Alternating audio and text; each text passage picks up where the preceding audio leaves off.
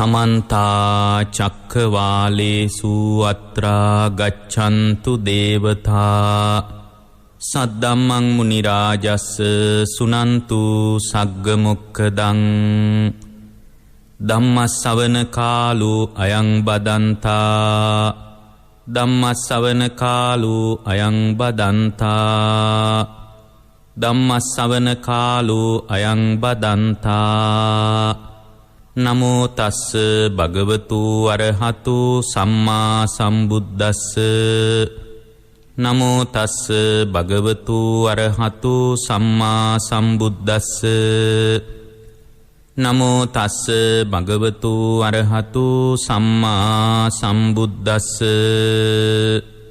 කතමේ පංච ධම්මා සච්චිකාතබ්බා පංච ධම්මක්ඛන්දා සීලක්ඛන්தோ සමාධික්ඛන්தோ පඤ්ඤක්ඛන්தோ විමුක්තික්ඛන්தோ විමුක්ති ඥාන දස්සනක්ඛන්தோ ඉමේ පංච ධම්මා සච්චිකාතබ්බාති. ඒ අපගේ ශාස්ත්‍රු වූ සම්මා සම්බුදුරජාණන් වහන්සේට අප හැම දිනාගේම নমස්කාරය වේවා. සුපින්වත්නි, අදත් ඔබ ඊ타ම ශ්‍රද්ධාවෙන් ධර්ම ශ්‍රවණය කරන්නටයි බණ අහන්නටයි බලාපොරොත්තු වන්නේ. බුදුරජාණන් වහන්සේ වදාළ ධර්මය හැම මොහොතකම Tamanගේ ජීවිතය තුල ගලපා ගන්න අවශ්‍ය දෙයක්. ලැබෙන හැම අවස්ථාවකම මේ ධර්මයේ ජීවිතයට ගලප ගන්න අවශ්‍ය වෙන්නේ මේ ලෝකේ හමුවීම සහ වෙන්වීම අතර දෝලණය වන ජීවිතයක් තමයි ඔබටත් මටත් තියෙන්නේ. හමුවීම ඇති තාක් ලෝකේ වෙන්වීම තියෙනවා. ඒ වගේම වෙන්වීම ඇති තාක් ලෝකේ හමුවීම තියෙනවා. මේ හමුවීම සහ වෙන්වීම අතර ඇතිවෙන අන්තර් බන්ධනයන් තියෙනවා.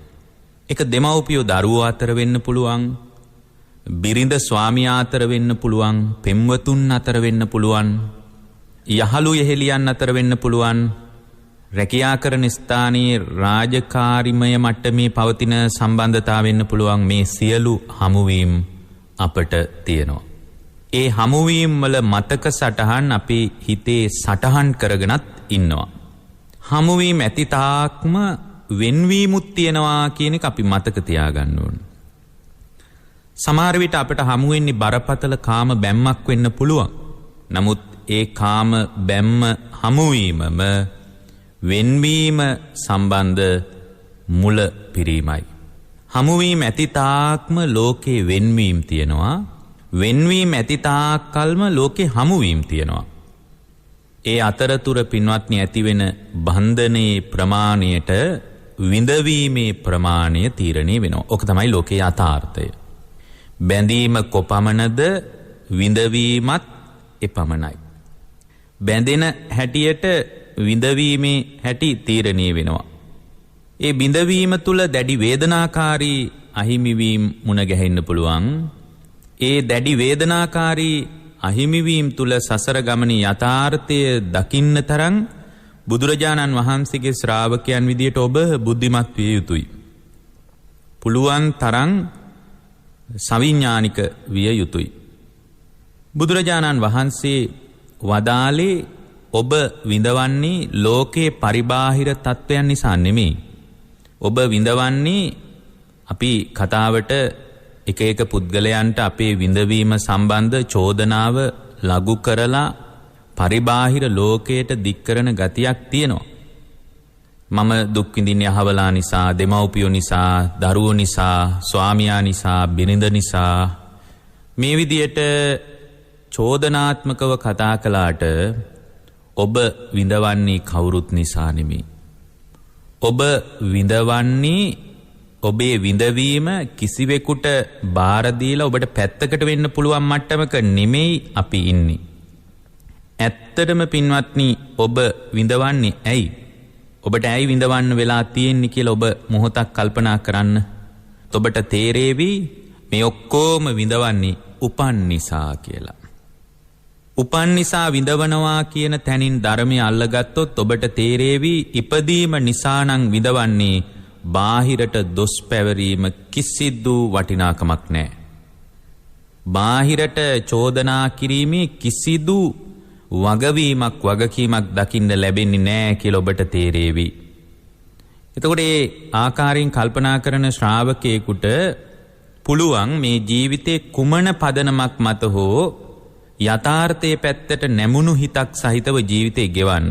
ඇත්තටම අද මේ ධර්මදේශනාවෙන් මාතෘත්වය සම්බන්ධ කරුණු කීපයකුත් මතු කරන්න කියලා දේශනාව සිද්ධ කරන පින්නතුන්ගේ කාරුණික ඉල්ලීමක් තියෙනවා. ඒ නිසා මේ මාතෘත්වය සම්බන්ධවත් කාරණා කීපයක් සිහි කරන එක වැදගත්. මාතෘත්වය කියලා කියන්නේ බුදුරජාණන් වහන්සේ පවා අතිශය ගෞරවනීය තත්ත්වයෙන් සලකපු දෙයක්. බුදුරජාණන් වහන්සේ ಭಾರತೀಯ සමාජයේ ලෝකේ මැවුම්වාදයට විවෘත වෙනකොට මැවුම්වාදයේ පිළිබඳ හමමස්ලේ නහර ඇට මිදුළු වලටම කිඳා බහැපු පාරම්පරික නුවණක් හදාගෙන ඉඳෙද්දී බුදුරජාණන් වහන්සේ බ්‍රහ්ම තනතුර පවා මාතෘත්වයට පවරන්න තරම් කාරුණික වුණා.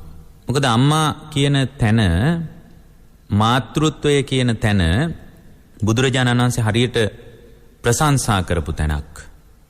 ඒ නිසා බුදුරජාණන් වහන්සේ ළඟට තමන් වහන්සේගේ සුළුමව ඇවිල්ලා උන්වහන්සේ ගිහි කාලේ බෝධිසත්වවරයෙක් විදිහට බිහි කරපු මව නොවුනත් ඇය ඇවිල්ලා බුදුරජාණන් වහන්සේ ඉදිරියේ මතක් කරනවා ස්වාමීනි ඔබ වහන්සේ තමයි මගේ පියතුමා.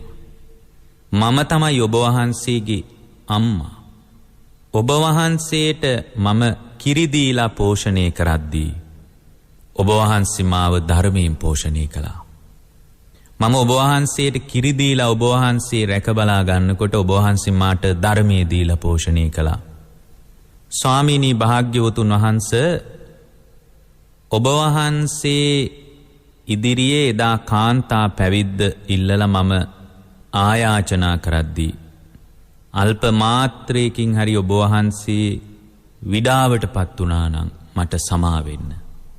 දැන් මේ ප්‍රජාපති ගෝතමී රහත් උත්තමාවියගේ පිරිනිවන් පාන අවස්ථාවේ අය විසින් බුදුරජාණන් වහන්සේ ඉදිරියේ මතු කරන කාරණය. දැන් බලන්න උන්වහන්සේ කොයිතරම් මේ මාතෘත්වයේ සම්බන්ධ කරුණික වුණාද කියනවා නම් උන්වහන්සේ ඉදිරියේ අය කියනවා ඔබ වහන්සේ විශාල පිරිසක් පිරිවරාගෙන ඉඳෙද්දී පුංචි අවදී කිරිමව්වරු සමග ඔබ වහන්සේ ගිහි කාලේ වැඩ ඉන්න තැනට මම එනකොට ඒ විශාල පිරිසක් අතරින් ඔබ වහන්සේ මාව ඇවිල්ලා තුරුල් කරගන්නවා. ස්වාමීනි මම ඔබ වහන්සේව බලාගත්තේ මගේ ඇස් දෙක වගේ. මේ තමයි අපි අතර ඇතිවෙන අවසාන මුණ ගැහිම. අදින් පසු අපි අතර මුණ ගැහිමක් නැහැ. අවසාන වතාවට ඔබ වහන්සේගේ සුගත ශරීරය මට දැකලා වන්දනා කරගන්න ඕන. ඔබ වහන්සේගේ සිව්මැලි සිරිපා යුද්ධමය මා වෙතට දිගු කරන්න. අවසාන වතාවට මට වැඳ ගන්න ඕන. බුදුරජාණන් වහන්සේ කිසිම වචනයක් ඇයට කියන්නේ නැතුව භාග්‍යවතුන් වහන්සේ සිරිපා යුද්ධමය ඉදිරියට දිගු කරලා තියෙනවා. තමන්ට ගිහි කාලේ කිරිපවාපු අම්මා වෙනුවෙන් ඇයව සනසන්න. ඒ වෙලාවේ මේ ප්‍රජාපති ගෝතමී උත්තමාවිය භාග්‍යවතුන් වහන්සේ ඉදිරියේ පත්කඩේ දාලා සිරිපා සටහන් සිඹල වැඳලා තියෙනවා. වැඳලා නැවත වතාවක් කියනවා මේ ලෝකේ මන්දාතු ආදී සක්විති රජ කෙනෙක් පහළ වෙනවාද? මන්දාතු ආදී සක්විති රජ කෙනෙක්ගේ අම්මා වෙන එක ස්වාමීනි දුර්ලභයි. බුද්ධ මාතා වෙන එක පරම දුර්ලභයි. ඒ පරම දුර්ලභ තත්වයේ හිමි ප්‍රජාපතිය මමයි කියලා නැවත වතාවක් වැඳලා තියෙනවා. මේ විදිහට වන්දනා කරනකොට බුදුරජාණන් වහන්සේ ළඟම වැඩ සිටි ආනන්ද හාමුදුරුවෝ.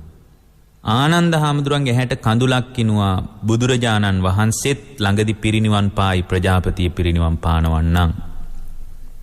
ඒ වෙලාවේ ආනන්ද ස්වාමීන් වහන්සේගේ ඇහැට කඳුලක් ඇවිල්ලා තියෙනවා. සෝතාපන්න කෙනෙක් තමයි. සෝවාන් කෙනෙක්ගේ වුණත් ඇහැට කඳුලක් එන්න පුළුවන්. පරිපූර්ණ වශයෙන් දුක නිමා කොට නැති නිසා.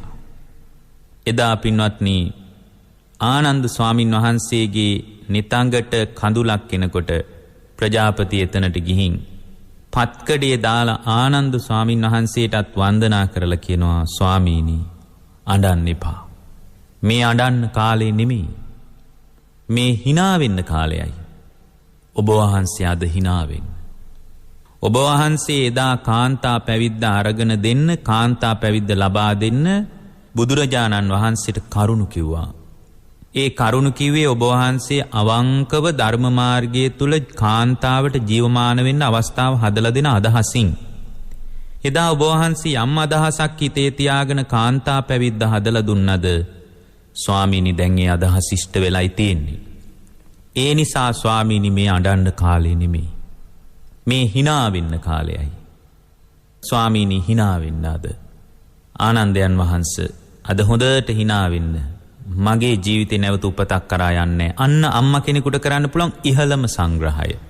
කෑම බීම ඉදුම් හිටුම් ආදිය දෙන එක යුතුයකමක් කියලා හිතලා පදනමට අයිති දේවල් ටිකක් විදියට කරන්න ඕන.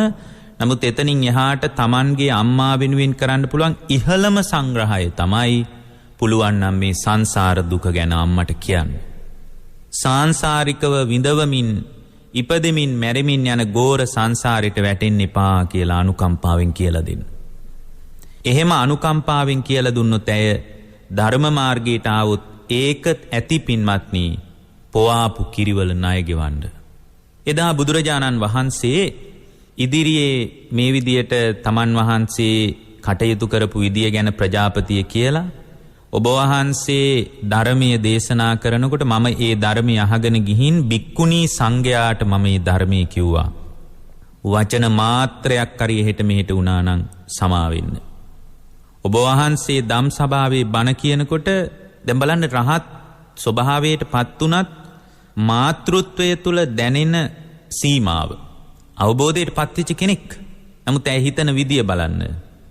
ඇය කියනවා ඔබ වහන්සේ සුදම් සභාවේ ධර්මයේ දේශනා කරනකොට ඒ බණ මම පිටිපස්සට වෙලා මුල්ලකට වෙලා අහගෙන ඉන්නවා. ඒ මුල්ලකට වෙලා මං ඒ බණ පද ටික අහගෙන ඉඳලා ඒ අහගෙන ඉන්න වෙලාවේ මගේ හිතට එනවා ස්වාමීනි අදහසක්. මොකද්ද? මගේ හිතට එනවා අනේ භාග්‍යවතුන් වහන්සේට කිවිසුමක්වත් යන්න නැත්තම් හොඳයි. බුදුරජාණන් වහන්සේට කිවිසුමක්වත් යන්න එපා. මං එහෙමයි හිතන්නේ. එතකොට භාග්‍යවතුන් වහන්සේ වදාලා ප්‍රජාපතිය එහෙම හිතන්න ඕනේ නැහැ. එහෙම හිතන්න ඕනේ නැහැ. බුද්ධ මාතාව විදියට ඔබ යමක් කළාද එය ඊටාම ගෞරවයෙන් ඔබ ඉෂ්ට කළා. කාන්තා පැවිද්ද වෙනුවෙන් ඔබේ වගකීම ඔබ නොපිරිහෙලා ඉෂ්ට කළා. ඇත්තට මේ කාරණේ මේ ධර්මදේශනාව ඇහෙන යාමයටත් වැදගත්. මේ තමයි කාන්තා පැවිද්ද ස්ථාවර කරපු පොහෝ දිනයයි පහුගිය කාලේ ගෙවි හමාර වුණේ. ඒ නිසා මේ ගෙවෙන්නේ කාන්තා පැවිද්ද උදෙසා ලැබිච්ච උත්කෘෂ්ඨ අවස්ථාවේ අනුස්මරණීය කාලපරාසය නිසා මේ කාරණේ තවත් වැදගත්කමක් තියෙනවා. ඒ වෙලාවේ ප්‍රජාපති අන්තිම වතාවට බුදුරජාණන් වහන්සේගේ සිරිපා යුද්ධමය නැවත වතාවක් වන්දනා කරලා අදින් පස්සේ ඔබ වහන්සේ සහ මාතර මුණ ගැහිමක් නෑ සුන්දර සමු ගැනීමක්. අතිශය චමත්කාර ජනක සමු ගැනීමක්. අපි නම් අඬලා වැළපිලා කෑ ගහලා විලාප තියලා අපි සමුගන්නේ. නමුත් මේ සමු ගැනීම මොන තරම් ආශ්චර්ය ජනකද කියලා බලන්න. ප්‍රජාපතිය අවසාන වතාවට භාග්‍යවතුන් වහන්සේට වන්දනා කරලා බුදුරජාණන් වහන්සේ ඉදිරියේ නැගී ඉඳලා සංඝයාටත් වන්දනා කරලා ඉදිරියට යනකොට එයත් එක්ක 500ක් එදා පැවිදි වුණා එකට ඒ 500ම පිරිනිවන් පාණ්ඩයි යන්නේ ඔක්කොම අරහත්වයට පත් වෙච්ච අය. දැන් මේ 500ම පිරිනිවන් පාණ්ඩ යනකොට ප්‍රජාපතිය ඉදිරියෙන් යනවා පිටිපස්සෙන් 500ක් යනවා. ඒ 500ට පිටිපස්සෙන් බුදුරජාණන් වහන්සේ විහාරයේ ප්‍රධාන දොර ළඟට වැඩම කළා කියනවා. මාතෘත්වයට කරන උපහාරයක් හැටියට. කවුද මේ? අපගේ ශාස්ත්‍රුන් වහන්සේ. අද ළමෙක් තමන්ගේ අම්මටවත් හරියට වඳිනවද? අද දරුවෙකුට තමන්ගේ අම්මගේ කුසගින්නේ ස්වභාවය දැනෙනවද? මේ තාක්ෂණික ලෝකයට අහුවෙලා ජංගම දුරකථනයටම ඔළුව ඔබාගෙන ඉන්න ජාතියකට මාතෘත්වය පීතෘත්වය අමතක වීම අරුමයක් නෙමෙයි. ඒ නිසා අනාගත ලෝකයේ අම්මගේ බඩගින්න දැනෙන්නේ නැති දරුවෝ ගොඩාක් මේ පෘථුවියේ බිහි වෙයි. තාත්තගේ බඩගින්න දැනෙන්නේ නැති දරුවෝ ගොඩාක් මේ පෘථුවියේ බිහි වෙයි. මාතෘත්වය පීතෘත්වය කියන්නේ මොකක්ද කියලා තේරෙන්නේ නැති එබඳු හැඟීම් දැනීම් නැති දරුවෝ බිහි වෙයි. ඒකට මේ තාක්ෂණික ලෝකයක් එක පැත්තකින් වග කියන්න ඕන. එදා බුදුරජාණන් වහන්සේ ප්‍රධාන දොරටුව ළඟට පිටිපස්සෙන් වැඩම කළා කිරිමවට කරන උපහාරයක් හැටියට. වැඩම කරාම ප්‍රජාපති ගෝතමිය ඈත ඉඳලා නැවතත් අවසාන වතාවට බුදුරජාණන් වහන්සේ දිහා බැලුව හැරිලා.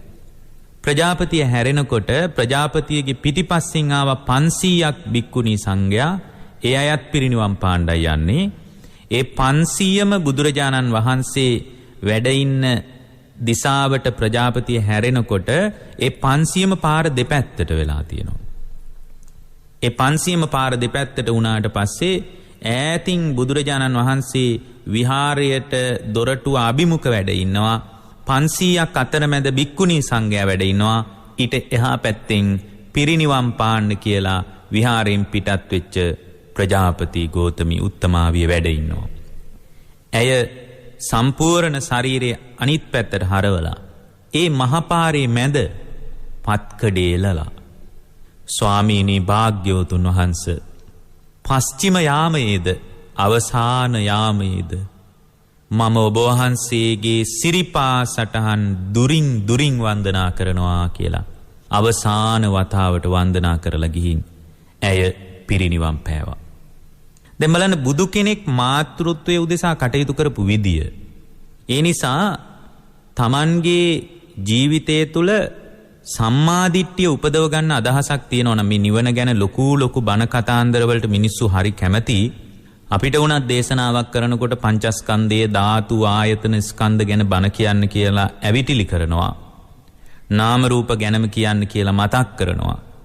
ඒක ඊටාම හොඳ ප්‍රවණතාවයක්. බුදුරජාණන් වහන්සේගේ මූලික දේශනාවේ ඇති හරයාත්මක ධර්මකාරණා පිළිබඳ ශ්‍රාවකයෙකුගේ උනන්දුව ප්‍රශංසනීයයි. හැබැයි මූලික සම්මාදිට්ඨියට අදාළ අංගවත් සම්පූර්ණ වෙලා නැති තැනක අභිධර්මයකින් ප්‍රයෝජන ගන්න කොහොමද කියලා මට තවමත් ප්‍රශ්නයක් තියෙනවා. මූලික ධර්මකාරණා පිළිබඳ සංවේදී වන දාර්ශනික හරයන් පිළිබඳ ගවේෂණය කරන ලෝකයාට දසවස්තුක සම්මාදිට්ඨියවත් නැත්තම් දසවස්තුක සම්මාදිට්ඨියවත් නැති තැනක කොහොමද මෙබඳු ආශ්චර්යමත් ධර්මයක ප්‍රායෝගික ප්‍රතිඵලය හදාගන්නේ කියලා මම තවමත් කල්පනා කරනවා. හේතුව තමයි අභිධර්මයේ ගැන, ස්කන්ධ ගැන, ධාතු ගැන, ආයතන ගැන, පටිච්ච සමුප්පාදය ගැන බොහොම සංවේදීකමක් තියෙනවා. හැබැයි ඒ සංවේදීකම පරයා ගියපු සම්මාදිට්ඨියේ මූලික පදනම හැදිලා නැහැ. මූලික පදනමට අයිති දෙයක් තමයි නත්ති මාතා නත්ති පිතා කියන ස්වභාවය බැහැර කරන එක. දැන් ඔබ දන්නවා දසවස්තුක සම්මාදිට්ඨියේ තියෙනවා සම්මාදිට්ඨිය කියන ස්වභාවයට එනවා නම් බුදුරජාණන් වහන්සේ පිළිගන්න වෙනවා, ධර්මයේ පිළිගන්න වෙනවා, සංඝයා පිළිගන්න වෙනවා. ඊළඟට බුදුරජාණන් වහන්සේ වදාළ බොහෝම වැදගත් දෙයක් තමයි අම්මව පිළිගත්තා කියන එක. තාත්තව පිළිගත්තා කියන එක. ඒ කියන්නේ නත්ති මාතා නත්ති පිතා නත්ති අයං ලෝකේ නත්ති පරෝලෝකේ කියන තැනක නම් කල්පනා කරන්නේ එයා කොයි තරම් ධර්මය ඇහුවත් සම්මාදිට්ඨියේ කරා පැමිණෙන්න අමාරුයි. සම්මාදිට්ඨියේ කරා Tamanගේ ජීවිතේ ගොඩනගා ගන්න අමාරුයි. ඇයි එහෙම අමාරු වෙන්නේ? එහෙම අමාරු වෙන්නේ පින්වත්නි වෙන මොකුත් නිසා නෙමෙයි. ඒ විදිහේ අපහසුතාවයකට ලක් වෙන්නේ බුදුරජාණන් වහන්සේ පැහැදිලි කොට වදාළ මූලික සම්මාදිට්ඨියට අදාළ අංග ටික තැනක මොන්න තරම් පටිච්ච සමුප්පාදයේ පිළිබඳ නුවණක් හදාගත්තත් එයාට ප්‍රායෝගිකව ඒ ධර්මයේ තුල ජීවමාන වෙන්න අමාරුයි. මේ ආර්ය ශ්‍රාවක භාවයේ තුල ඉපදින්න අමාරුයි. ඒ නිසා ලොකු බණ කතාත් අහන ගමන්, අභිධර්මයක් අහන ගමන් ඉස්සලා අම්මව විශ්වාස කරන, අම්මට ගරු කරන, අම්මට වන්දනාමාන කරන ශ්‍රාවක භාවයක් හදාගන්න. එතකොට අම්මට වඳින්නේ නැති જાතියකට yaadෙන්නේ නැහැ. ලිඳෙන් වතුර බීලා ලිඳට ගරහන මිනිහෙක් වෙන්න එපා. ඒක අසත්පුරුසයි. ලිඳෙන් වතුර බීලා ලිඳට ගරහනවා නම් ඒ ගරහන જાතියකට හරියන්නේ නැහැ. ඒ නිසා අම්මට මගහැරෙන්න දීලා තාත්තට මගහැරෙන්න දීලා අම්මගේ බඩගින්න දැනින් නැති තාත්තගේ බඩගින්න දැනින් නැති දරුවෝ ටිකක් විදියට නම් ඔබ අභිධර්මයේ හොයන්නේ. එහෙම දරුවෝ ටිකක් විදියට නම් ඔබ ජීවිතේ ධර්මයේ හාර උස්සන්නේ. ඒ විදියට නම් ඔබ භාවනාවකින් ප්‍රායෝගික ප්‍රතිඵල හදා ගන්න හදන්නේ. ඒ ප්‍රායෝගික ප්‍රතිඵලයේ උද්වේගකාරී නෑ. ප්‍රතිඵල නෑ කියලා නෙමෙයි මම කියන්නේ. වේගවත් ප්‍රතිඵලයක් නෑ. පළවෙනියෙන් පින්වත්නි පදනමට අයිති සම්මාදිට්ඨිය හදාගන්න. අම්මව විශ්වාස කරන අම්මව පිළිගත් බුද්ධ ශ්‍රාවකයෙක් වෙන්න. තාත්තව පිළිගත් බුද්ධ ශ්‍රාවකයෙක් වෙන්න. එදිනෙදා ගෘහස්ත කාමභෝගී ජීවිතය තුල වුණත් අම්මට තාත්තට බුහුමන් දක්වන්නේ නැති දරුවෙකුට ගෘහස්ත කාමභෝගී ජීවිතේ වුණත් එයා හිතන තෘප්තිය එයා ප්‍රාර්ථනා කරපු ලෝකේ ලැබෙන්නේ නැහැ. ඒ බඳු ලෝකයක් ලැබෙන්නේ නැත්තේ එයාගේ මූලික පදනමට අයිති සම්මාදිට්ඨියට අදාළ මූලික අංග සම්පූර්ණ වෙලා නැති නිසායි. ඒ නිසා දැන් බලන්න පුංචි කාලේ අම්මා කෙනෙක් පුංචි දරුවෙක්ව හදන්නේ කොහොමද? දරුවෙක් බිහි වුණාට පස්සේ ඒ දරුවා බිහි වෙච්ච තැන දැන් ගොඩාක් දිනක් අපිට කියනවා සමහර වෙලාවට පැවිදි වෙන්න උවමනාව තියෙන සමහර තරුණ දරුවෝ අපිට කතා කරලා තියෙනවා. ඒතකොට මේ පැවිදි වෙන්න උවමනාව තියෙන අය අපිට කියන දෙයක් තමයි අනේ ස්වාමීනි මේ අම්මා කැමති නෑනි තාත්තා කැමති නෑනි මට මේ පැවිද්දට පුදුමාකාර උවමනාවක් තියෙනවා. දැන් මම මොකද කරන්න කියලා අහනවා. පින්වත්නි ඒ වගේ වෙලාවක සමහර අය කරන දෙයක් තමයි අම්මගේ තාත්තගේ හිත රිද්දලා හරි පැවිද්දට එන එක. ඇත්තටම එහෙම පැවිද්දටවත් එන්න එපා. හේතුව තමයි මේ පැවිද්දත් මල්පල ගන්න අමාරුයි. හොඳට අම්මගේ කකුල් දෙක අත ගාලා වැඳලා අදිෂ්ඨාන කරන්න අනේ මට පැවිදි වෙන්න අවස්ථාව ලැබේවා කියලා ස්ථීරව පැවිදි වෙන්න ලකුණු පහළ වෙයි. ස්ථීරව අම්මට තේරෙයි අනේ මගේ දරුවා ගිහිකමට වඩා පැවිද්දටයි ගැලපෙන්නේ කියලා. අම්මට Tamanගේ හෘද සාක්ෂියට දැනි. එදාට ඔබ අහන්න ඕනේ අම්මම කියාවි පැවිද්දට යන්න කියලා. ඒ නිසා මේ පැවිද්ද වැනි උතුම් තත්වයක් තුලවත් මම ඒකයි කියන්න උත්සාහ කළේ. එවැනි උතුම් තත්වයක් තුල වුණවත් මාතෘත්වය රිදවීමට ලක් කරන්න එපා. මොකද මාතෘත්වය තමයි ඔබට මේ බුද්ධ ශාසනය තුල එළිය දකින්න අවස්ථාව හදලා දුන්නේ. එදා ඔබ කුසට ආපු වෙලාවේ ඔය අම්මට හිතුණා නම් අනේ මට දරුවෙක් තවත් ඕනේ. එහෙම හිතන අය කොච්චර ඉන්නවද? මට තවත් දරුවෙක් ඕනේ. මේ දරුවා නැති කරගන්නවා කියලා එදා හිතුණා නම් අද එහෙම හිතලා ගොඩාක් ගැඹුරු ක්‍රියාවලියට යන්න ඕනේ නැහැ. වෛද්‍යවරයෙක් ළඟට ගිහින් සමහර විට පුංචි පෙති දෙක තුනයි ගන්න ඕන. වෛද්‍යවරයාත් අම්මත් ලොකු හපංකමක් කරා වගේ ගෙදරට යාවි. එදා ඔබට මේ බුදු සසුනක් තියෙන යුගයක ධර්මයේ ඇහෙන කාලයක මේ දුර්ලභ මනුෂ්‍යත්වය මගහැරෙනවා.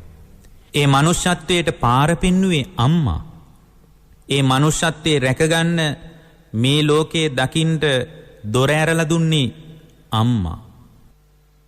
මේක ඉතා සරල දේශනාවක් තමයි. අපේ අනෙක් දේශන අහන පින්නතුන් හිතන්න පුළුවන් මේ ඊටාම සරලයි කියලා. නමුත් සරල වුණත් මෙතනින් කඩා වැටුනොත් ඉතා ඉහළ ගැඹුරු දාර්ශනික බුදුදහමේ හර පද්ධතිය තුල වුණත් ප්‍රායෝගිකව ප්‍රතිඵල හදාගන්න බෑ. ඉස්සලා හොඳට අම්මට වඳින ශ්‍රාවක භාවයක් හදාගන්න ඒක තමයි බුද්ධ ශාසනයේ පැලවෙන්න උදව් කරන මූලික ලක්ෂණය. ඒක දසවස්තුක සම්මාදිට්ඨියේ තියෙන ප්‍රධාන නියෝජනයක්. දසවස්තුක සම්මාදිට්ඨියේ තියෙන ප්‍රධාන ලක්ෂණයක් පින්වත්නි ඒක. දැන් බුදුරජාණන් වහන්සේගේ දේශනාවට අනුව බලනකොට මේ අම්මා කියන ස්වභාවය බැහැර කරපු තැනක දිට්ඨ ධම්ම වේදනීය විපාකයක් හැටියට ධර්මීය ප්‍රතිඵල හදාගන්න බෑ. ඒකයි නියත මිත්‍යා දෘෂ්ටිය බලවත් වෙලා යම් ශ්‍රාවකයෙක් මාතෘත්වයට හිරිහැර කළොත් පීතෘත්වයට හිරිහැර කළොත් ඝාතනය කළොත් ඒක ආනන්තරීය පාප කර්මයක් විදිහට ධර්මයේ පෙන්වුවේ ඒකයි. ඒ මාතෘත්වයට හිරිහැර වෙච්ච තැනක පීතෘත්වයට හිරිහැර වෙච්ච තැනක රහත් වෙන්න පින තිබ්බත් ඒ පින යාදින්නේ නැහැ. ඒ පින පින්වත්නි විපාක දෙන්නේ නැහැ. ඒ බලවත් ලෙස නිර්වාණ මාර්ගයේ ප්‍රත්‍යක්ෂ කරගන්න ගොඩනැගිච්ච කුසලයට යට ගහන්න පුළුවන් අම්මට. ඒ කුසලයේ යට ගහන්න පුළුවන් තාත්තට. ඒ නිසා මාතෘත්වයේ පීතෘත්වයේ කියන්නේ ස්වල්ප තත්වයක් විදිහට සලකන්න එපා. ධර්මයේ දියුණු කරගන්න ශ්‍රාවකෙක් ඉස්සල්ලා ලිඳෙන් වතුර බීපු ලිඳට ගරහන්න නැතුව ප්‍රශංසා කරන්න. ඒකයි මම මුලිනුත් කිව්වේ ලිඳෙන් වතුර බීලා ලිඳට ගරහනවා නම් ඒ ගරහා කරන තැනක බුදුරජාණන් වහන්සේගේ ශ්‍රාවක භාවය තුල ජීවමාන වෙච්ච ශ්‍රාවකෙක් උපද්දවන්න බෑ.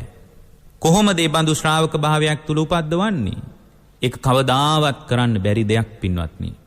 දැන් බලන්න පුංචි කාලේ දරුවෙක් හදන විදිය. අම්මා ඔබ දැකලා ඇති පුංචි කාලේ දරුවෙකුට Tamanට තනියෙන් වැඩපළ කරගන්න බැරි අවධියක් තියෙනවනේ. මාසයක් දෙකක් යනකොට මල මූත්‍රා අතගගා ඔය අම්මා ඔබව හැදුවේ. එකපාරම මේ රූපස්කන්ධයේ මේසා විපර්යාසයකට පත් වෙලා වෙනස් වුණා නෙමෙයි. ක්‍රමානුකූලව මේ රූපයේ බිඳි බිඳි ඇවිත් තමයි ඔබ වර්තමානයේ ඉන්න තත්වෙට මුහුණ දුන්නේ. පුංචි කාලේ අම්මා කෙනෙක් දරුවෙක් හදන්නේ කොහොමද? ඔබ දැකලා ඇති පුංචි කාලේ පොඩි ළමෙක් නැගිටින්න බැරුව, දන ගන්න බැරුව එහෙම වැතිරිච්ච ඉරියව්වෙන් අත් දෙකයි කකුල් දෙකයි විතරක් හොල්ල විවිධාකාර චර්යාවන් ඉරියව් ප්‍රකට කරන අවධියක් තියෙනවා. මාස 2-3 කාලේ. අධික සතුටක් හිතට උද්ගත වෙච්ච වෙලාවක වේගයෙන් අතපය ගසමින් අතපය සොලවමින් විවිධාකාර චර්යාවන් පෙන්නමින් වේගයෙන් ඒ උද්වේගකාරීව අතපය ගසනවා ඔබ දැකලා ඇති පුංචි ළමයි. ඒ කාලේ අතපය ගසනකොට පින්වත්නි ඔය අම්මා ඔය කකුල් දෙක ඉඹනේ හැදුවේ. ඒ විදියට කකුල් දෙක ඉඹිනකොට කී වතාවක් නම් ওই කකුල් දෙක ඔබේ අම්මගේ මූණට වදින්න ඇද්ද? ඔබ දැකලා ඇති යටිපතුල් ඉඹ දරුවෙක් අම්මා කෙනෙක් හදන්න. කී වතාවක් ওই කකුල් දෙක අම්මගේ මූණේ වැදෙන්න ඇද්ද? එහෙම ඉඹ හදාපු අම්මගේ කකුල් දෙක ඉඹලා ඔබ එක වරයක් වැඳලා තියනවද? ඔබේ හෘද සාක්ෂියෙන් අහලා බලන්න. එක දවසක් වැඳලා තියනවද? නිකමට හරි එක දවසක් ඔබට හිතිලා තියනවද එහෙම අම්මට වඳින්න? එහෙම වැඳලා නැත්තම් අභිධර්මී ඉගෙන ගන්න එක පැත්තකින් තියලා ඉස්සලා අම්මට වඳින්න පටන් ගන්න. පංචස්කන්ධයේ උදේවැය බලන්න කලින් ඉස්සලා අම්මට වඳින්න හරියට. උණ බටයක් ගිලපු පිඹුරෙක් වගේ එහෙම් මෙහෙන් පාත් වෙලා වඳින දරුවන්ට කියන්නේ ඉගෙන ගන්න එකත් හරියට yaadෙන්න නම් අනාගත ජීවිතේ ලස්සන ජීවිතයක් ඔබ ප්‍රාර්ථනා කරනවා නම් ඒ ප්‍රාර්ථනා කරන ලෝකයේ විදියට ලැබෙන්නේ නැති වෙයි. හැබැයි ඒ ප්‍රාර්ථනා කරන ලෝකයට කිට්ටු වෙන්න හරි අර දිට්ඨ ධම්ම වේදනීය වශයෙන් අම්මාව සනසමින් අම්මාගේ පාසටහන් අතගාමින් වන්දනා කරන වන්දනාව ඔබට උදව් කරයි. කවදා හරි පින්වත්නි උදව් කරයි. ඒ නිසා ඔබට කියන්නේ ඉහළ ආධ්‍යාත්මයක් දියුණු කරගන්න උවමනා නම් ඒ හැම කෙනෙකුටම අම්මාට මග හැරෙන්න නොදී ප්‍රවේශමින් අම්මාව සනසන්න අම්මාට වන්දනා කරන ශ්‍රාවකෙක් වෙන්න ප්‍රථමයි. එහෙම නැති වුණොත් පින්වත්නි ජීවිතේ සන්ධ්‍යාවට යනකොට ඔබටත් පසුතැවෙන්න වෙයි. අනේ මට අම්මා මග හැරුණා නේද? තාත්තා මග හැරුණා නේද කියලා ඔබට යම් දවසක පසුතැවෙන්න වෙයි. එහෙම පසුතැවෙන ශ්‍රාවකෙක් වෙන්න එපා. වෘත්තීය වටිනාකම් වලින් ඉහළට ගිහින් බොහෝ වටිනාකම් ජීවිතයට ගොඩනගාගත්ත දවසට අම්මා මග හැරිලා නම් ඒ අම්මාව මගහැරීමෙන් ඇතිවෙන පීඩනය වසාගන්න ඔබට ගොඩාක් දේවල් කරන්න වෙයි. මට මතකයි එක්තරා තැනක අර මහගමසේකර ලියපු කවියක තියෙනවා ඔබා දෙදන නිල් උඳු පියලිය මත වැන්දේය ඔහු බැති සිතින් අම්මා වැළලූ තැන මහ පොළොවට. අම්මා වලලා ඉවරයි. වලලපු තැන මහ පොළොවටයි අම්මට වඳින්නේ. එහෙමනම් අම්මාව මගහැරින්න ඇති. පිපිලා තිබුණි එතන සුදු පාටට නමක් නොමැති පුංචි මලක්. සිම්බේය ඔහු එමල නමා හිස. දැන් අම්මට වඳින්න අම්ම නෑ. හැබැයි පාරිශුද්ධ භවයේ සංකේතය තමයි ශ්වේත වර්ණයෙන් යුතු පුෂ්පය. අම්මා එච්චරට පිරිසුදුයි. ඒ නිසා ඔහු හිස නමලා අම්මාව සිහි කරලා මලට වඳිනවා. සමහර විට වෘත්තීය වටිනාකම් එක්ක අම්මාව මගහැරිච්ච කෙනෙක්ගේ කතාවක් වෙන්න ඇති. වඳිනකොට කියනවා අම්මාව තමා අතර ඇතිවෙච්ච කාම බැම්මේ තිබුණු තරම ගැන. මහගමසේකර කියන්නේ දසමසක් කුස තුලෙහි දරා සිට මාලොවට වැදූ අම්මා ඔබය. කෙලවරක් නොමැති දුක් දරා විඳ මාලොවට හැදූ අම්මා ඔබය. දරිද්‍රතාවය ගැනත් කියනවා. මොන දරිද්‍රතාවයකින් පෙළුණත් ඒ දරිද්‍රතාවයේ උණුසුම දරුවාට ලැබෙන්න නොදී දරුවා ප්‍රවේශම් කරන ගුණයක් බෝධිසත්වවරයෙකුට වගේ අම්මට විතරයි තියෙන්නේ. ඒ බඳු තත්ත්වයක් බිරිඳකකින් බලාපොරොත්තු වෙන්න බෑ. අද නම් හරිම අමාරුයි. ඒ බඳු බිරින්දෑවරු නෑ කියලාමත් නෙමෙයි කියන්නේ. දුර්ලභයි. කලුනික හොයනවටත් වඩා දුර්ලභයි. මහගමසේකරම කියනවා එතනදී හඬන විට මා කුඩා අවදියේ බඩගිනිව තම්බා බතල දලු ලුණු දියර ඉස පොල්හා මුසුකොට කවා බඩගිනි නිවූ අම්මා ඔබය. උයා උදෙහි නැගිට කඩයප්පන් තබාතේ කඩෙහින් ලබා ඉන් ලැබෙන සුළු වට්ටමින් ජංගි ඇන්දූ අම්මා ඔබය. එහෙමයි මාගමසේකර කියන්නේ. ගල්වා හිසෙහි තෙල් යහමි එල්ලා කරේ පංචායුධේ. පංචායුධේ කියන්නේ ආරක්ෂාව පිණිස ග්‍රාමීය සම්ප්‍රදාය තුල පළඳන ඊතා ආරක්ෂිත උපකරණයක් විදියටයි ආරක්ෂිත පළඳනාවක් විදියටයි අම්මා හිතන්නේ. දල්වා හිසෙහි තෙල් යහමින් තෙල් හොඳට ගාන්නේ දරුවාගේ සෞඛ්‍ය සම්පන්නකම ගැන අම්මා තරම් හිතපු කෙනෙක් නෑ කියලා කියන්නයි මහගමසේකරට මෙතනදී වමනා වෙන්නේ. එල්ලා කරේ පංචායුධය අල්ලාගෙන අතින් මා පාසලට එක්ක ගිය අකුරු නූගත් අම්මා ඔබය. අම්මා අකුරු කරලා නෑ. තමන් දැකපු නැති ලෝකයට යන්න තමන් අභිබවා යන්න නිස්සරණ ධ්‍යාසයෙන් උදව් කරන කෙනෙක් ලෝකේ ඉන්නවා නම් ඒ අම්මා විතරයි. ඇවිද ලදු දෙනි කැලෑ බිම්වල රැගෙන විත්තුන් හිරිය පංකොල යොදා කුකුල් සායම් රතුහා කොළ ව්‍යානික විසිතුරු රටා පැදුරු රටාවක් බව මේ මහා විශ්වයේ කුඩා කල සිටම ඔබ මට කියා දුන් අම්මා ඔබය. මේ ලෝකේ රටාවක් වගේ වෛවර්ණයි. මේ ලෝකේ සැප දුක එකට හම්බ වෙන්නේ නැහැ. මේක ඇස්සේ ලොකු දහම් කතාවකුත් තියෙනවා. මම මේ මොකක්වත් කියන්නේ නැතුව මාතෘත්වය ගැන කියන්න විතරයි මහගමසේකරගේ මේ කවියේ පුංචි කොටසක් උපුටා දක්වන්නේ. දැන් මේ වෙනකොට දරුවෙකුට ගොඩනගා ගන්න ඕන බොහෝ දේවල් තියෙනවා වෙන්න පුළුවන්. හැබැයි මේ වෙනකොට අම්මා මගහැරිලා නම් ඒ අම්මා මගහැරිච්ච තැනක ඒ අම්මාගේ මගහැරීමේ අඩුව පුරවන්න ආර්ථික ශක්තියකින් ඒක හිලව් කරන්න බෑ. මහගමසේකරම කියනවා නොදත්තෙමි මම එකල අම්මේ ඔබේ වත කැඩපතක් බව. මෙකල මාසිත පිළිඹිමු කරන ගිලී යටගිය ඇස් කුහර තුල නොදුටුවෙමි කිසිවිටක සතුටක් නොදුටුවෙමි කිසිවිටක දුකකුත්. හරිම උපේක්ෂා සහගතයි. උපේක්ෂාවකින් දරුවා දිහා බලන්න අම්මා කෙනෙකුට හැර වෙන කාටවත් බෑ. ඉවසා සමසිතින් සැම සැප දුක ලැබුවාද ඔබ හිතෙහි සාමයක්. ඉපයුවෙමි මම මුදල් මං ගොඩාක් සල්ලි හෙව්වා. ඉපයුවෙමි කිතු යසස් මට කීර්තිය යසස දැන් තියෙනවා. වී මන්දිර යාන වාහන මට හොඳට මන්දිර යාන වාහනක් දැන් තියෙනවා. එහෙනම් දරුවා සාර්ථකයි. එහෙත් ඒ කිසිවෙකිනුත් නොලදිමි සිත් සැනසුමක්. හැබැයි මේ මොනවා හම්බුණත් මම ප්‍රාර්ථනා කරන සැනසීම මට හම්බුන්නේ නැහැ. වටහාගෙන සිටියාද ඔබ ඒ සත්‍ය නොලබාම ඔබ ඒ කිසිවක්. මේ මොකක්වත් තිබ්බ නැති අම්මා සැප දුක සමව දරා ගන්න පුළුවන් තැනක හිත හදාගෙන හිටියා. මේක ලොකු බණක්. ඒ නිසා මේක මේ මහගමසේකරයන්ගේ කවියක් කරන පිළිබඳ ਵਿਚාරයක් නෙමෙයි. නමුත් අම්මාව මගහැරුණට පස්සේ දරුවෙක්ගේ කියන කියවීම මේ අතර අන්තර්ගත වෙන නිසායි මම ඔබට අද මේ දේශනාවේදී මේ කාරණේ මතු කළේ.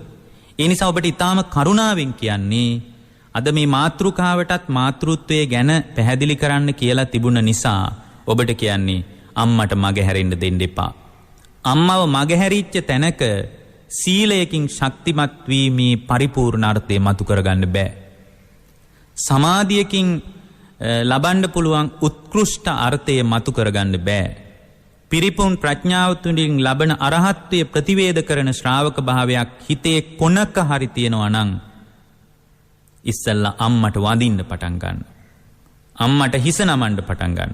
අම්මට ගරු කරන්න පටන් ගන්න. වෙන මොකටවත් නෙමෙයි. කුසේ ඉඩ දුන්නට ගරු කරන්න. දරුවන්ටත් කියන්න මොකක් හරි කතාවක් ඇති. අම්මලා මොනවද අපිට කළේ? දෙමව්පියෝ අපිට මොනවද කරේ කියලා දරුවන්ටත් කියන්න මොකක් හරි කතාවක් ඇති. හැබැයි පින්වත්නි අම්මා මොනවද කරේ කියලා අහන්න නැතුව මෙලෝ එළිය දකින්න කුසේ ඉඩ දුන්නාට ඒ ඉඩ දුන්න එකම පින්වත්නි ප්‍රමාණවත් අම්මාට කරු කරන්න. දැන් මෙතන තියෙන බරපතල අරුබුදය තමයි අම්මාට ගරු කරන දරුවෙක් අම්මාට බුහුමන් දක්වන දරුවෙක් කුමක්ද කළ යුත්තේ?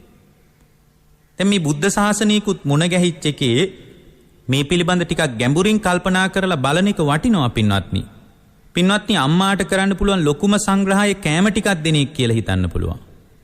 අම්මට කරන ලොකුම සංග්‍රහය අම්මට ඇඳුම් පැළඳුම් බෙහෙත් හේත් ටිකක් ගිහින් දෙන එක කියන්න පුළුවන්. ඒක ස්වල්ප සංග්‍රහයක්. ඒක ලෝකේ ශ්‍රේෂ්ඨම සංග්‍රහය නෙමෙයි. ඔබට පුළුවන්ද Tamanගේ අම්මා තුල සීලයක් දියුණු කරන තැනකට වැඩපිළිවෙලක් හදලා දෙන්න. සීලස්කන්ධය කියන එක බුදුසසුනක මතුවෙන ඊටා ප්‍රබල දෙයක්. ඔබට පුළුවන් ද අම්මාව සීලයෙන් ශක්තිමත් කරන්න. ඔබට පුළුවන් ද අම්මාව සමාධිය තුල ශක්තිමත් කරන්න. ඔබට පුළුවන් ද අම්මාට සංසාර දුක ගැන පුංචි දරුවෙකුට කියලා දෙනවා වගේ අම්මාට කියලා දෙමින් ප්‍රඥාව තුල ශක්තිමත් කරන්න පුළුවන්ද? අම්මත් සංසාරික බව ඉපදෙමින් මැරෙමින් ආපු ගමනේ අම්මාගේ සාංසාරික ගමනේ විඩාව ගැන කියලා දීලා මේ විඩාබර සංසාර ගිම්හානින් අත මිදෙන්න තියෙන එකම තැන මේ ලෝකයෙන් මිදීමමයි කියලා අම්මා පිළිබඳ අනුකම්පාවක් කරුණාවක් තියෙන දරුවෙකුට පුළුවන්ද අම්මාට විමුක්තිය ගැන කියලා දෙන්න. විමුක්ති ඥාන දර්ශනය ගැන කියලා දෙන්න. අන්න එතනයි පින්වත්නි සැබෑවටම මාතෘත්වයේ කිරිදුන්න ණය ගෙවිල යන්නේ. බුදුරජාණන් වහන්සේම වදාලා කරවුඩ තියාගෙන දරුවෙක් අවුරුදු 100ක් අම්මයි තාත්තයි දෙන්න හැදුවත් ණය ගෙවන්න බෑ කියලා. හැබැයි ණය ගෙවන්න පුළුවන් බුද්ධ ශාසනයක විස්මිත දෙයක් තියෙනවා. මාතෘත්වයේ ණය ගෙවන්න පුළුවන් විස්මිත දේ කුමක්ද? පීතෘත්වයේ ණය ගෙවන්න පුළුවන් විස්මිත දේ කුමක්ද?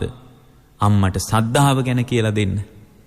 බුදුරජාණන් වහන්සේ සරණ යන්ට අම්මාට තියෙන ධර්මයේ නුවණ මදි ඇති. බුදුරජාණන් වහන්සේ කියන්නේ මෙබඳු ශාස්ත්‍රූවරයෙක් සරණ යෑමේ ප්‍රතිලාභය මෙයයි. යේකේචි බුද්ධං සරණං ගතාසේ අම්මේ බුදුරජාණන් වහන්සේ සරණ ගියොත් නතේ ගමිස්සන්ති අපායා. අම්මේ අපායට වැටෙන්නේ නෑමයි. පහාය මානුසං දේහං එයා මනුස්ස කය අතහරිනකොට අම්මේ දේවකායම් පරිපූර්ණසන්ති දිව්‍ය කයනේ අම්මේ සම්පූර්ණ කරන්නේ. අම්මේ සුගතියට යනවා නම් බුදුරජාණන් වහන්සේ සරණ යන්න. බුදුරජාණන් වහන්සේ අවබෝධයෙන් සරණ යන්න. දැන් කෙනෙක් කියන්න පුළුවන් අම්මා අපිට වඩා හොඳට මල් පුදනවා. අම්මා අපිට වඩා හොඳට පහන් පුදනවා. මල් පහන් විතරක් පුද ඉන්න අම්මා කෙනෙකුට පිළිසරණක් නැතුවාම නොවේ. හැබැයි අවබෝධයෙන් තෙරුවන් සරණ ගිහින් අවබෝධයෙන් සද්ධාව තුල පිහිටන්ට දරුවෙකුට අම්මාට උදව් කරන්න පුළුවන් නම් මං හිතන්නේ ඒක තමයි ණය ගෙවන්න පුළුවන් හොඳම ක්‍රමය.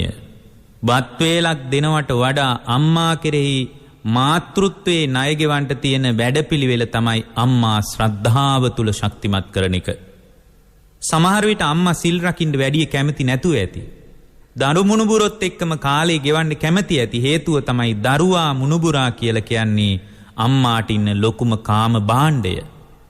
විවාහ වෙච්ච මවකට දරුවා තරම් ලොකුම කාම භාණ්ඩයක් කොහෙන්ද තවත්? ඒ කාම භාණ්ඩය මාතෘත්වයේ විමුක්තිය පවා වනසා දාන්න තරම් බරපතල කාම බැම්මක්. අම්මේ දරුවා සහ අම්මා අතර ඇතිවෙන කාම බැම්මේ තියෙන්නේ මායාවක්මයි. බැඳෙන්න එපා කියලා හිස අතගගා අම්මා කෙරෙහි කාරුණික වෙන්න පුළුවන් දරුවෙක් වෙන්න. ඒ කාරුණික බව හිතේ ගොඩනගාගත්ත දරුවෙක් වෙන්න. අම්මට කියලා දෙන්න සංසාර විඩාව ගැන. සතර අපායට වැටෙමින් ඉපදෙමින් මැරෙමින් ආපු ගමනේදී අම්මා සහ දරුවා අතර මිකල ඇතිවෙච්ච සම්බන්ධතාවයේ සාංශාරිකව දිගින් දිගට පවතින්නේ නැති බව අම්මට කියලා දෙන්න. ඉපදෙමින් මැරෙමින් යන සංසාර ගමනේ මේ හමු වෙච්ච දරුවෝ සංසාරේ හැමදාමත් මේ විදියටම හම්බෙන්නේ නැති නිසා දරුවාව හිතින් අතහැරලා දාලා ධර්මයේ තුලින් ශක්තිමත් වෙන ශ්‍රාවක භාවයක්මයි ශ්‍රේෂ්ඨ. ඒකමයි සැනසීම කියලා අම්මා ධර්මයේ තුල උපද්දවන්න. අන්ධබාල පෘථග්ජන භාවයේ නම් අම්මා ඉන්නේ. කල්යාණ භූමිය කරා අම්මව එක්කරගෙන එන්න.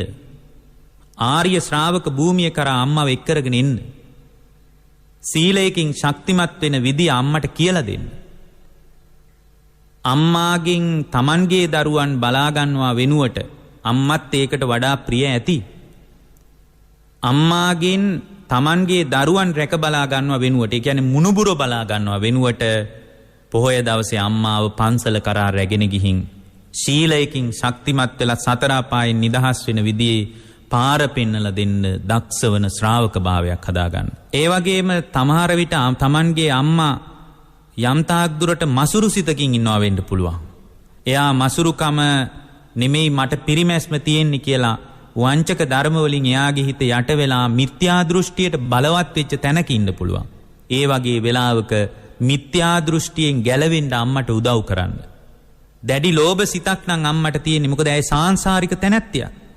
දැඩි ලෝභ සිතක් නම් අම්මට තියෙන්නේ දන් දීමේ විපාකයේ ගැනත්, දන් දීමෙන් Tamanට සැලසෙන යහපත ගැනත්, සුගති භූමියක දන් දුන්න ශ්‍රාවකයා ඉපදෙමින් මැරෙමින් යන භවගාමි සාංශාරික ජීවිතේ වඩා යහපත්ව ජීවිතේ විඳින බවත් අම්මට කියලා දීලා මසුරු මල දුරු කරන තැනකට දරුවෙකුට අම්මා වෙනුවෙන් කටයුතු කරන්න පුළුවන් නම් ඒක තරම් අම්මගේ ණය ගෙවන්න තව පාරක් නැහැ.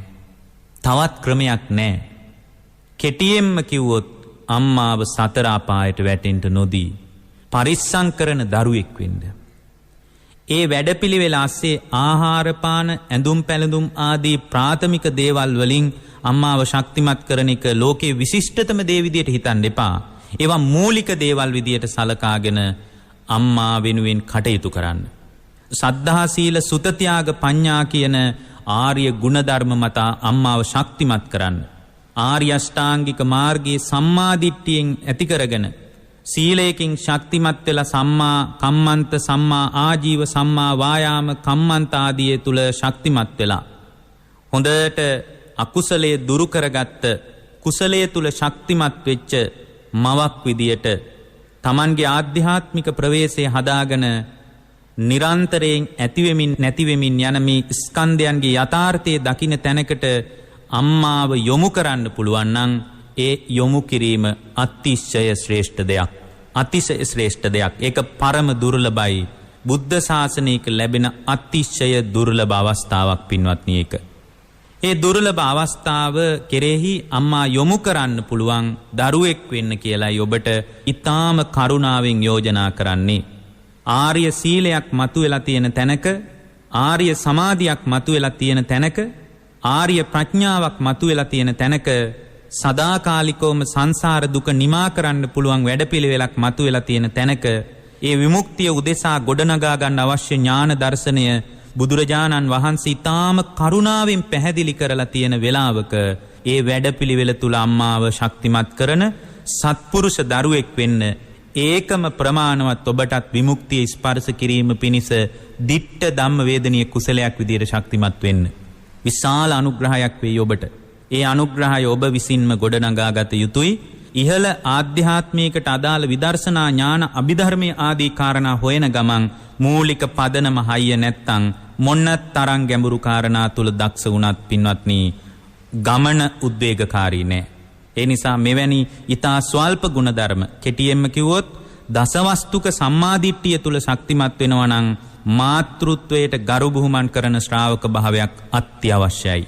ඒ ස්වභාවයෙන් මතු කරගෙන සංසාර දුකෙන් ඔබත් මවත් පියත් සියලු දෙනාම නිදහස් වීමට වීරිය කරන්න කියලායි ඔබට ඊටාම කරුණාවෙන් යෝජනා කරන්නේ. ඔබ හැම දිනාටම මේ දේශනාව ජීවිතාවබෝධය ධර්මාවබෝධය පිණිසම උපකාර වේවා කියලා අපි අදිෂ්ඨාන කරනවා. තෙරුවන් සරණයි.